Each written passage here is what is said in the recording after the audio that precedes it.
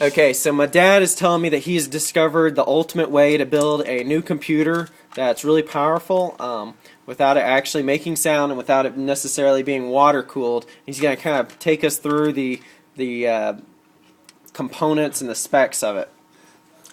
Okay, the first thing we do is get a King Win fanless power supply that's held on with magnets. It's cold to the touch, and the computer, even under load, it feels cold. There are no fans in this entire computer.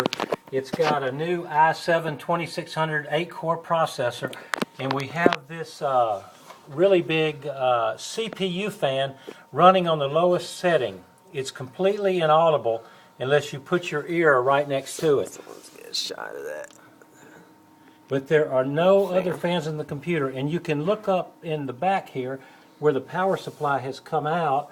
We just have an open hole with a little duct tape around it to keep the wires from cutting.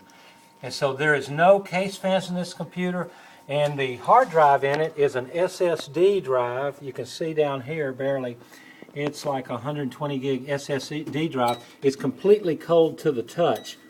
And this You said, so how many gigs? That's a 120 gig SSD drive. Wow, that's pretty big. But the computer is completely inaudible.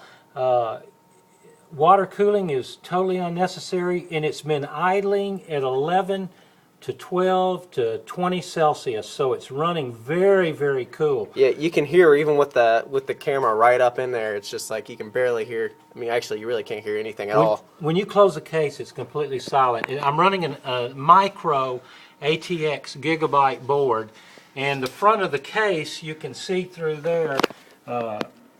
Look through the other end here. I'm showing that everything's been stripped out of the front of the case, where this case has total airflow. That's pretty awesome. But I keep a side on it that's got a port here, and all the heat rises and just comes out of the back. But again, it's a very cool computer. All right, cool. Thanks, Dad.